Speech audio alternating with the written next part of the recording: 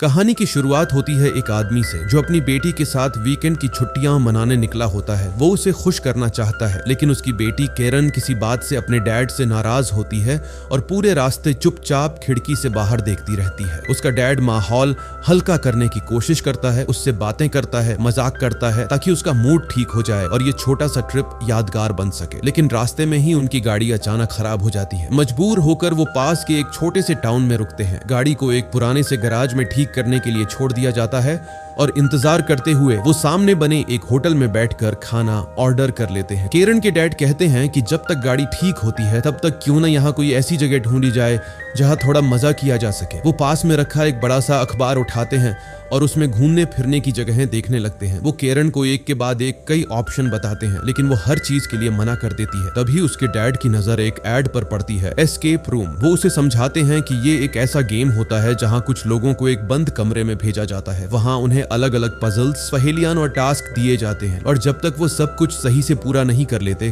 तब तक उन्हें बाहर निकलने नहीं दिया जाता। ये सुनते ही केरन की आंखों में हल्की सी चमक आ जाती है। वो कहती है कि उसके दोस्तों ने भी ऐसा गेम खेला है और उन्हें बहुत मजा आया था, इसलिए वो भी ट्राई करना चाहती है। उसके डैड तुरंत वेटरस को बुलाते हैं और एस्केप रूम के बारे में पूछते हैं। वेटरस एक पल के लिए गंभीर हो जाती है और कहती है वहां मत जाइए, जो भी वहां गया है वो वापस नहीं आया। ये सुनकर दोनों एक दूसरे की तरफ घबरा कर देखते हैं। माहौल अचानक भारी हो जाता है। फिर अगले ही पल वेटरस हंस पड़ती है और कहती है कि वो मजाक कर रही थी, वहां बहुत मजा आता है और लोग एंजॉय करते हैं। ये सुनकर दोनों थोड़ा रिलैक्स हो जाते हैं और एस्केप रूम जाने का फैसला कर लेते हैं। इसी बीच केरन वॉशरूम जाती है क्योंकि उसके कपड़ों पर कुछ गिर गया होता है। जैसे ही वो अंदर जाती है अचानक लाइट्स झपकने लगती हैं। पूरा वॉशरूम एक अजीब सी खामोशी में डूब जाता है। तभी उसे बगल वाले केबिन से कुछ अजीब सी आवाजें सुनाई देती हैं, जैसे कोई अंदर से दरवाजा खोलने की कोशिश कर रहा हो। केरन का दिल जोर जोर से धड़कने लगता है। डर के मारे वो धीरे धीरे उस केबिन की तरफ बढ़ती है और दरवाजा खोलने ही वाली होती है कि उसी वक्त उसी केबिन से वेटरस बाहर निकल आती है। अगले ही पल केरन के डैड उसे आवाज लगाते हैं और वो जल्दी से वहां से निकल जाती है, लेकिन उसके मन में बैठ चुका वो अजीब सा डर अब आसानी से जाने वाला नहीं था। फिर वो लोग एक रेंट की हुई गाड़ी लेकर उस जगह पहुंचते हैं जहां एस्केप रूम बना होता है। रास्ता जैसे जैसे आगे बढ़ता है आसपास की रौनक खत्म होती जाती है। आखिर में वो एक ऐसी जगह पहुंचते हैं जहां दूर दूर तक सन्नाटा होता है। सामने खड़ी बिल्डिंग देखकर ही अजीब सा एहसास होने लगता है। दीवारों पर पुरानी दरारें, उखड़ी हुई पेंट और ऐसा लगता है जैसे इस इमारत ने बहुत कुछ देखा हो। वो अंदर जाते हैं। केरन के डैड जोर से आवाज लगाते हैं, कोई है यहाँ? कुछ सेकंड की खामोशी के बाद सामने से एक लड़की निकलती है और हल्की सी मुस्कान के साथ कहती है, वेलकम, मैं इस गेम की होस्ट हूँ। वो उन्हें अंदर एक कमरे में ले जाती है। वहाँ पहले से ही 3 और लोग बैठे होते हैं जो इस गेम में हिस्सा लेने आए थे। एक लड़की अपना इंट्रो देती है, मेरा नाम मेलनी है और मैं अपने हस्बैंड के साथ आई हूँ। वो आना नहीं चाहते थे लेकिन मैं जिद करके उन्हें यहाँ लाई हूँ। वहीं एक और लड़का होता है जो बताता है कि वो डॉक्टर है। थोड़ी देर बाद होस्ट सबके लिए एक अजीब सी चाय लेकर आती है। उस चाय से तेज भाप निकल रही होती है और उसकी खुशबू भी कुछ अलग सी होती है। केरन के डैड को इसमें कुछ ठीक नहीं लगता, इसलिए वो पहले सोचते हैं और केरन को भी पीने से रोक देते हैं। लेकिन जब देखते हैं कि बाकी सब आराम से पी रहे हैं तो आखिरकार वो भी पी लेते हैं। इसके बाद होस्ट कुछ एग्रीमेंट पेपर्स उनके सामने रख देती है और साइन करने को कहती है। उसमें लिखा होता है कि ये सब लोग अपनी मर्जी से यहाँ आए हैं और अगर किसी के साथ कोई हादसा होता है तो उसकी जिम्मेदारी खुद उनकी होगी। साइन होते ही वो सबके मोबाइल अपने पास रख लेती है और बताती है कि ये गेम का नियम है, कोई भी बाहर किसी से कांटेक्ट नहीं करेगा और न ही यहाँ की कोई वीडियो बनाएगा। फिर वो प्रोजेक्टर ऑन करती है और एक वीडियो चलाती है। वीडियो में एक इन्वेंटर के बारे में बताया जाता है जो अजीब अजीब एक्सपेरिमेंट करके अलग अलग चीजें बनाता था। उसी ने ये रहस्यमयी घर बनाया था, लेकिन उसके बाद से ही इस घर में अजीब घटनाएं होने लगी। कुछ लोग इस रहस्य को समझने यहाँ आए थे लेकिन वो सब यहीं फंस गए और फिर ऐसे गायब हुए कि उनका कभी कोई पता नहीं चला। इसके बाद होस्ट उन्हें गेम के नियम समझाती है। हर कमरे का दरवाजा तभी खुलेगा जब उस कमरे की चाबी मिलेगी। हर चाबी उसी कमरे में छुपी होगी और उसे पाने के लिए पजल्स और पहेलियां सुलझानी होंगी। पूरे गेम के लिए सिर्फ 1 घंटे का समय होगा। अगर किसी को लगे कि वो मानसिक दबाव सहन नहीं कर पा रहा और सब कुछ बहुत ज्यादा हो रहा है तो वो सिर्फ वीक अप बोले और उसे बाहर निकाल लिया जाएगा। इतना कहते ही अचानक लाइट्स बंद हो जाती है। कुछ पल बाद मेलनी पास पड़ी एक छोटी लाइट जला देती है, लेकिन तब तक होस्ट वहां से गायब हो चुकी होती है। अगले ही पल कमरे के सारे दरवाजे अपने आप बंद हो जाते हैं। अब सबके चेहरे पर घबराहट साफ दिखाई देने लगती है। वो फौरन उठकर चारों तरफ देखने लगते हैं। हर कोना, हर शेल्फ, हर पुरानी चीज को ध्यान से देखने लगते हैं कि शायद कहीं कहीं कोई इशारा मिल जाए जो चाबी तक पहुंचाए। कमरे में हर तरफ अजीब अजीब पुराने और कीमती सामान रखे होते हैं। मेलनी का हस्बैंड बेचैन होकर कहता है, हम किस मुसीबत में फंस गए हैं, पता नहीं यहाँ से कब छुटकारा मिलेगा। मेलनी उसे समझाती है, सिर्फ 1 घंटे की बात है, ज्यादा मत सोचो, जल्दी करो और दिमाग लगाओ, तभी हम यहाँ से निकल पाएंगे। अब कमरे की तलाशी लेते हुए केरन को एक पुरानी सी टेप मिलती है। डॉक्टर उसे चलाता है और उसमें एक अजीब सा गाना बजने लगता है जिसमें अलग अलग जानवरों के नाम लिए जा रहे होते हैं। गाने को ध्यान से सुनते हुए वो सब कमरे में ढूंढना शुरू करते हैं। थोड़ी देर में उन्हें अलग अलग जानवरों के मास्क मिलते हैं। केरन गाने में बताए गए क्रम के हिसाब से उन मास्क को अलग अलग जगहों पर सजाती है। जैसे ही आखिरी मास्क अपनी सही जगह पर रखा जाता है, दीवार में बनी एक छोटी सी खिड़की अपने आप खुल जाती है। उसके अंदर एक तिजोरी रखी होती है जिस पर नंबर वाला लॉक लगा होता है। अब अगला काम उन नंबरों को ढूंढना था जिनसे ये तिजोरी खुले। इसी बीच मेलनी का हस्बैंड सांप वाला मास्क उठाकर अपने चेहरे पर लगा लेता है। कुछ ही सेकंड में उसके हाथ में अजीब सी हरकत महसूस होने लगती है। वो देखता है कि उसकी त्वचा के नीचे छोटे छोटे सांप जैसे कुछ हिल रहे हैं। पास ही उसे एक औरत की परछाई खड़ी दिखाई देती है। ये देखकर उसके होश उड़ जाते हैं। वो घबराकर मास्क उतार देता है और कांपती आवाज में कहता है कि चाय में कुछ मिला हुआ था और जो चीजें वो देख रहा है वो नॉर्मल नहीं है। डॉक्टर उसे समझाता है कि ये जगह ही ऐसी है, दिमाग पर असर डालने के लिए सब कुछ प्लान किया गया है। वो पास पड़ा एक लैंप उठाकर जला देता है। लाइट जलते ही मास्क पर लिखे कुछ नंबर चमकने लगते हैं। अब सब समझ जाते हैं। वो नंबर तिजोरी के लॉक में डालते हैं और तिजोरी तुरंत खुल जाती है। अंदर से एक चाबी मिलती है। चाबी से दरवाजा खुलते ही वो अगले कमरे में पहुंच जाते हैं।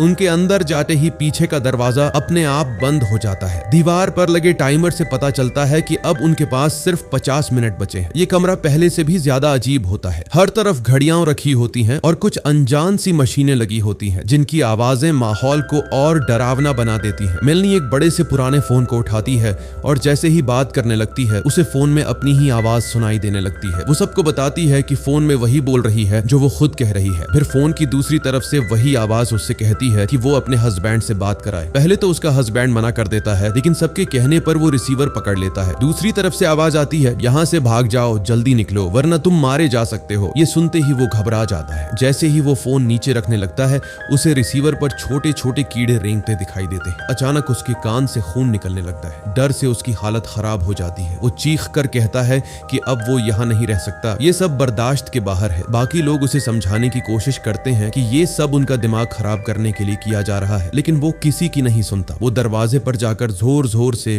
वीक अप चिल्लाने लगता है। कुछ ही सेकंड में दरवाजा खुलता है और उसे बाहर निकाल दिया जाता है। दरवाजा फिर से अपने आप बंद हो जाता है। उसके जाने के बाद डॉक्टर कहता है कि उसे भी ये जगह ठीक नहीं लग रही और उसे भी बाहर निकल जाना चाहिए, लेकिन मेलनी उसे रोकती है और कहती है कि ये सिर्फ एक गेम है, जैसे ही पूरा होगा वो सब यहाँ से निकल जाएंगे। इसी दौरान केरन के डैड की नजर एक पुराने टाइपराइटर पर पड़ती है। वो सबको उसके बारे में बताते हैं। तभी केरन देखती है कि एक घड़ी बंद पड़ी है और उस पर समय रुका हुआ है 10:12। वो पास रखे रेडियो पर उसी टाइम की फ्रीक्वेंसी सेट करती है। रेडियो से एक बूढ़े आदमी की अंग्रेजी आवाज सुनाई देती है। जो कुछ भी वो बोलता है केरन के डैड उसे टाइपराइटर पर टाइप करने लगते हैं। थोड़ी देर में एक लाइन टाइप होकर सामने आती है जिसका मतलब होता है 11:55। अब केरन उसी समय को उस रुकी हुई घड़ी में सेट कर देती है, यानी 12 बजने से ठीक 5 मिनट पहले। घड़ी में सही समय सेट करते ही उनकी पहली पहेली पूरी हो जाती है और कहीं से एक चाबी गिरती है। वो सब उस चाबी से कमरे के अलग अलग दरवाजे खोलने की कोशिश करते हैं। किसी दरवाजे का लॉक तो नहीं खुलता, लेकिन एक स्टोर रूम जैसी अलमारी का ताला खुल जाता है। जैसे ही दरवाजा खुलता है अंदर से तेज और सड़ी हुई बदबू बाहर फैल जाती है। भीतर कपड़े टंगे होते हैं, लेकिन माहौल इतना खराब होता है कि वहां रुकना मुश्किल लगने लगता है। केरन आगे बढ़कर अलमारी के अंदर झांकती है। तभी अचानक कोई उसका हाथ पकड़ लेता है। वो घबरा जाती है, लेकिन सामने वही गेम होस्ट खड़ी होती है। उसकी हालत बहुत खराब होती है। उसके पेट में चाकू घुसा हुआ होता है और खून बह रहा होता है। कांपती आवाज में वो बताती है कि वो इन्वेंटर इस घर में घुस आया है। वो पागल है और किसी के साथ भी कुछ भी कर सकता है। वो केरन से कहती है कि जल्दी से फाइनल मास्टर चाबी ढूंढो और यहाँ से निकल जाओ, वरना सबके साथ बहुत बुरा होगा। उसकी बात पूरी होते ही अलमारी का दरवाजा फिर से अपने आप बंद हो जाता है। ये सब देखकर बाकी लोग घबरा जाते हैं, लेकिन मेलनी इसे हल्के में लेती है। वो कहती है कि ये सब एक्टिंग है और ये भी गेम का ही हिस्सा है। वो तारीफ करते हुए कहती है कि क्या कमाल की परफॉर्मेंस है। ये सुनकर केरन के डैड का गुस्सा फूट पड़ता है। वो कहते हैं कि ये एक्टिंग नहीं थी, सब कुछ बिल्कुल असली लग रहा था और अब वो ये खेल यहीं खत्म करना चाहते हैं। वो जोर जोर से दरवाजा पीटते हैं और बाहर निकालने के लिए आवाज लगाते हैं। मेलनी उन्हें रोकने की कोशिश करती है, लेकिन कोई फायदा नहीं होता। कोई दरवाजा नहीं खुलता। अब सबको समझ आ जाता है कि वो सच में फंस चुके हैं। वो इन्वेंटर सच में इस घर में है जिसने पहले होस्ट पर हमला किया और अब शायद वो इनके पीछे भी है। थोड़ी देर बाद उन्हें एहसास होता है कि इस कमरे से निकलने के लिए कोई चाबी चाबी नहीं है। बाहर जाने का सिर्फ एक ही रास्ता बचा है। दरवाजे के ऊपर बनी एक छोटी सी खिड़की जैसी जगह है। वहां से निकलने के लिए किसी का बहुत पतला और फुर्तीला होना जरूरी था। ये काम सिर्फ केरन कर सकती थी। वो खुद आगे आती है और कहती है कि वो जाएगी। उसके डैड पहले मना करते हैं, लेकिन उसकी जिद के आगे उन्हें मानना पड़ता है। डॉक्टर और उसके डैड की मदद से वो ऊपर चढ़ती है और किसी तरह उस छोटी सी जगह से बाहर निकलकर दूसरी तरफ पहुंच जाती है। दूसरी तरफ पहुंचकर वो वहां लगे सारे दरवाजे खोलने की कोशिश करती है, लेकिन सब बंद होते हैं। तभी उसे वहां से किसी लड़की की परछाई गुजरती हुई दिखती है। वही लड़की उसे इशारे से अपने पीछे आने को कहती है। बिना ज्यादा सोचे कैरन उसके पीछे चल पड़ती है। दूसरी तरफ खड़े उसके डैड अपनी बेटी को आवाज लगाते रहते हैं, लेकिन जब उसे कोई जवाब नहीं मिलता तो वो घबरा जाते हैं। आखिरकार वो एक भारी लकड़ी की चीज से दरवाजा तोड़ने की कोशिश करते हैं, लेकिन यहाँ के दरवाजे इतने मजबूत होते हैं कि वो हिलते तक नहीं। उधर वो रहस्यमयी लड़की कैरन को एक अंधेरे कमरे में ले जाती है। जैसे ही वो अंदर कदम रखती है, दरवाजा अपने आप बंद हो जाता है। उसी पल जिस कमरे में कैरन के डैड, मेलनी और डॉक्टर खड़े होते हैं, उसका दरवाजा खुल जाता है। अब सबको समझ आने लगता है कि ये पूरा घर आपस में जुड़ा हुआ है। एक दरवाजा बंद होता है तो कहीं ना कहीं दूसरा खुल जाता है। वो लड़की लगातार कैरन को अपने पीछे आने का इशारा करती रहती है, डरते हुए, लेकिन मजबूर होकर कैरन उसके पीछे चलती रहती है। वो उसे एक बहुत ही अजीब सी जगह पर ले जाती है जो किसी पुरानी लैब जैसी लगती है। वहां चारों तरफ एक्सपेरिमेंट से जुड़ी अजीब मशीनें और टूटे हुए उपकरण पड़े होते हैं। उसी अंधेरे में एक आवाज गूंजती है, मास्टर की ढूंढो। कैरन डरते हुए आसपास देखने लगती है। तभी उसकी नजर एक लाश पर पड़ती है जिस पर कपड़ा डाला होता है, जैसे उसे किसी प्रयोग के लिए रखा गया हो। जैसे ही वो कपड़ा हटाती है, सामने का मंजर देखकर उसकी चीख निकल जाती है। लाश की हालत इतनी खराब होती है कि उसे देखकर किसी के भी रोंगटे खड़े हो जाए। इधर दूसरी तरफ कैरन के डैड, मेलनी और डॉक्टर उसे ढूंढते हुए बाहर निकलते हैं, लेकिन ये जगह किसी भूल भुलैया से कम नहीं होती। दरवाजे अपने आप खुलते और बंद होते रहते हैं और वो लोग समझ ही नहीं पाते कि किस तरफ जाना सही है। उधर कैरन जैसे ही आगे बढ़ती है, वो लाश अचानक गायब हो जाती है। जब वो अगले कमरे में पहुंचती है तो वहां एक कंकाल पड़ा होता है। उसी वक्त उसे अजीब और डरावनी आवाजें सुनाई देने लगती हैं, जैसे कोई गुर्रा रहा हो। डर के मारे वो तुरंत अगले कमरे में भाग जाती है और पीछे का दरवाजा बंद कर लेती है। बाहर से कोई जोर जोर से दरवाजा पीटने लगता है। डर से कांपती हुई कैरन दीवार में बनी एक छोटी सी जगह में छुप जाती है जहां आम तौर पर लाशें रखी जाती थीं। कुछ ही पल में वो डरावनी आवाज वाला इंसान भी कमरे के अंदर आ जाता है। उधर जहां कैरन के डैड, मेलनी और डॉक्टर होते हैं, वहां का एक दरवाजा अचानक खुल जाता है और वो लोग अंदर चले जाते हैं। उनके अंदर जाते ही दरवाजा जोर से बंद हो जाता है। कमरे में एक प्रोजेक्टर और दीवार पर लगा टाइमर होता है। टाइमर देखकर पता चलता है कि अब उनके पास सिर्फ 35 मिनट बचे हैं, यानी गेम अब भी चल रही होती है। कैरन के डैड गुस्से में आकर प्रोजेक्टर बंद कर देते हैं और कहते हैं कि उन्हें कोई गेम नहीं खेलनी, उनकी बेटी खो गई है और उन्हें उसे ढूंढना है। उधर कैरन पर एक साथ दो खतरे मंडरा रहे होते हैं। एक तो वो जिस जगह छुपी होती है उसके पास ही एक लाश पड़ी होती है और उसी कमरे में वो डरावना इंसान भी आ चुका होता है। और तभी हालात और भी भयानक हो जाते हैं। वो लाश अचानक हिलने लगती है जैसे उसमें जान आ गई हो। डर के मारे कैरन की हालत बिगड़ने लगती है और उसे चक्कर सा आने लगता है। इधर डॉक्टर को एक नंबर वाला बॉक्स मिल जाता है। इसका मतलब साफ होता है कि इस बॉक्स को खोलने के लिए उन्हें इस कमरे में छुपे हुए नंबर ढूंढने होंगे। कैरन के डैड कमरे की तलाशी लेते हुए पास ही बने एक और कमरे में चले जाते हैं। उसी पल उनके पीछे से एक परछाई चुपचाप गुजर जाती है, लेकिन उनमें से कोई भी उसे देख नहीं पाता। कैरन देखती है कि लाश में सच में जान आ चुकी है। उसका हाथ धीरे धीरे उसकी तरफ बढ़ रहा होता है। डर के मारे उसकी सांस अटकने लगती है। बहुत धीमी आवाज में वो बचाओ बचाओ कहती रहती है, जैसे किसी को पुकार रही हो। इधर डॉक्टर लगातार सोच रहा होता है कि उस नंबर वाले बॉक्स के कोड आखिर मिलेंगे कहां से। अचानक उसे याद आता है कि जब वो इस कमरे में आए थे तो छत के पंखे पर कुछ नंबर लिखे हुए थे। उसे शक होता है कि शायद वही नंबर इस बॉक्स के हैं। वो लोग प्रोजेक्टर की रोशनी पंखे पर डालना चाहते हैं ताकि नंबर साफ दिखाई दे, लेकिन प्रोजेक्टर अपनी जगह से हिल नहीं सकता। तभी उनकी नजर पास रखे एक शीशे पर पड़ती है। डॉक्टर को एक तरकीब सूझती है। वो प्रोजेक्टर की रोशनी शीशे पर डालते हैं और उसका रिफ्लेक्शन पंखे पर फेंकते हैं। रोशनी पड़ते ही नंबर साफ दिखाई देने लगते हैं। वो तुरंत वही नंबर बॉक्स में डालते हैं और बॉक्स खुल जाता है। अंदर से एक नई चाबी मिलती है जो अगले कमरे की होती है। उस चाबी से दरवाजा खुलता है और कैरन के डैड और डॉक्टर बाहर निकल जाते हैं, लेकिन मेलनी वहीं रुक जाती है। उसे प्रोजेक्टर में कुछ बहुत अजीब नजर आता है। स्क्रीन पर उसी की वीडियो चल रही होती है। वो देखती है कि वो बार बार घूमकर उसी कमरे में वापस आ रही है, जैसे कोई अदृश्य ताकत उसे यहीं लौटा रही हो। वो इसे पहले तो किसी गड़बड़ी या ग्लिच समझकर नजरअंदाज कर देती है, लेकिन असल में वो टाइम लूप में फंस चुकी होती है। जैसे ही वो बाहर जाने की कोशिश करती है, वो फिर उसी कमरे में लौट आती है। उसके लिए समय वहीं अटक गया होता है। बाहर निकलते ही केरन के डैड डॉक्टर पर भड़क जाते हैं। वो कहते हैं कि उन्हें इस सब में डॉक्टर का हाथ लग रहा है और वो उस पर शक करने लगते हैं। डॉक्टर भी गुस्से में जवाब देता है कि वो पागल नहीं है और ये सब उसने नहीं किया। उधर टाइम लूप में फंसी मेलनी को अपने हस्बैंड की लाश दिखाई देती है। उसे एहसास हो जाता है कि उसे बाहर निकाला नहीं गया था बल्कि मार दिया गया था। ये देखकर वो पूरी तरह टूट जाती है। उसी वक्त लाश का हाथ केरन के बहुत पास पहुंच जाता है। ठीक उसी पल डॉक्टर उस कमरे में आ जाता है और दरवाजा खोलकर केरन को बाहर खींच लेता है। केरन बाहर आते ही डर के मारे रो पड़ती है। उसके पीछे दरवाजा फिर से अपने आप बंद हो जाता है। केरन डॉक्टर से पूछती है कि उसके डैड कहाँ है। डॉक्टर कहता है कि उसे नहीं पता। केरन उसे बताती है कि गेम होस्ट ने कहा था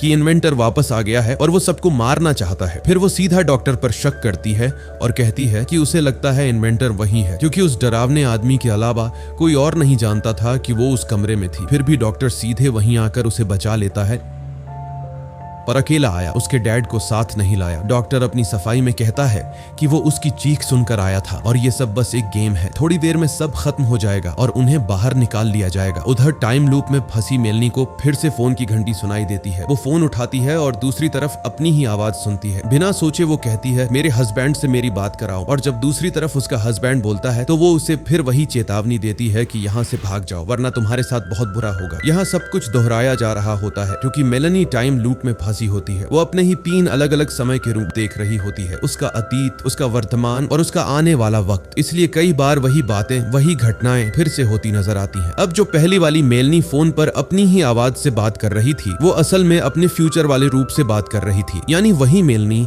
जो अब इस समय वहां फंसी हुई थी। वो सब कुछ पहले ही झेल चुकी थी, इसलिए अपने हस्बैंड को भाग जाने की चेतावनी दे रही थी। लेकिन अब वही फ्यूचर उसका प्रेजेंट बन चुका था और मेलनी इस टाइम लूप में हमेशा के लिए कैद हो चुकी थी। उसी अंधेरी जगह पर उसे फिर से किसी की मौजूदगी का एहसास होने लगता है। दीवारों से आती अजीब सी आवाजें उसे और बेचैन कर देती हैं। डर के मारे वो वहां पड़ी एक लकड़ी की सीढ़ी पर चढ़कर भागने की कोशिश करती है, लेकिन अचानक सीढ़ी का एक हिस्सा टूट जाता है। मेलनी फिसलकर नीचे गिरती है। नीचे रखी टेबल पर पड़ा एक कट्टर उसके सिर में घुस जाता है। उसका सिर फट जाता है और वहीं उसकी दर्दनाक मौत हो जाती है। इधर केरन और डॉक्टर बाहर निकलने का रास्ता ढूंढ रहे होते हैं। केरन को टेबल पर कुछ कागज मिलते हैं। उनमें से एक पर लिखा होता है ऑब्जेक्ट पेट के अंदर है, यानी जिस चीज की उन्हें तलाश थी वो किसी के पेट में छुपी थी। थोड़ी खोजबीन के बाद डॉक्टर को एक छोटी सी सुरंग दिखाई देती है जिसके ऊपर ताला लगा होता है। अब उन्हें उसकी चाबी चाहिए होती है। डॉक्टर की नजर कमरे में लगे कमोड पर पड़ती है। उसे शक होता है कि चाबी वहीं छुपी है। वो कहता है कि यहाँ के लोग कितने गंदे रहे होंगे, इससे कुछ भी उम्मीद की जा सकती है। वो हिम्मत करके कमोड के अंदर हाथ डालता है, लेकिन अचानक उसका हाथ किसी कटे हुए हाथ से टकराता है। डर के मारे वो तुरंत हाथ बाहर खींच लेता है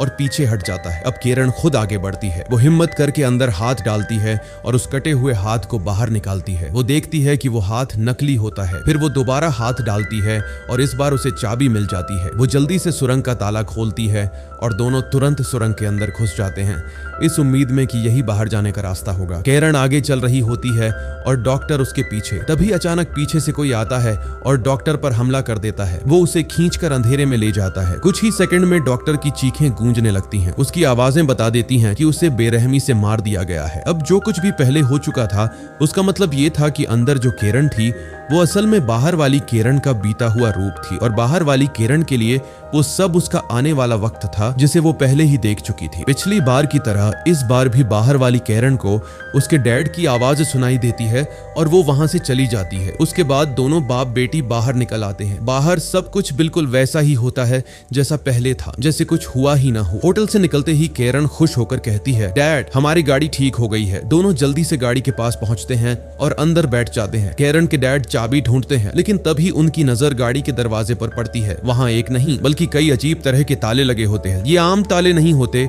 बल्कि बिल्कुल अलग और डरावने से। उसी पल उन्हें एहसास हो जाता है कि वो अभी भी इस खेल से बाहर नहीं निकले हैं। वो उस घर से तो बाहर आ चुके थे, लेकिन इस टाउन से निकलने के लिए शायद अभी और भी कई पहेलियां उन्हें सुलझानी होंगी। हो सकता है कि वो कभी यहाँ से बाहर ना निकल पाए। हो सकता है कि वो भी हमेशा के लिए इसी लूप में फंसे रहे और वही अंजाम उनका भी हो जो पहले आने वालों का हुआ। यही वजह है कि इस कहानी का नाम है नो एस्केप रूम। एक बार जो इस खेल में घुस गया वो कभी पूरी तरह बाहर नहीं निकल पाया। पहले जो 5 लोग आए थे उनका भी यही हश्र हुआ था। ये सब उस पागल इन्वेंटर का बनाया हुआ खौफनाक एक्सपेरिमेंट था। उसने इस जगह को सिर्फ एक गेम नहीं बल्कि एक जाल बना दिया था। यहाँ मरने वाले लोगों की आत्माएं भी इस घर में कैद हो जाती है। खुद उस इन्वेंटर की आत्मा भी यहीं भटकती है और नए लोगों को अपना शिकार बनाती रहती है। जो लोग इस एस्केप रूम में मरते हैं उनकी आत्माओं को वो अपनी उस डरावनी सेना में शामिल कर लेता है ताकि उसकी आत्माओं की एक बड़ी फौज बन सके। और इसी सस्पेंस और डर के साथ ये कहानी यहीं खत्म हो जाए।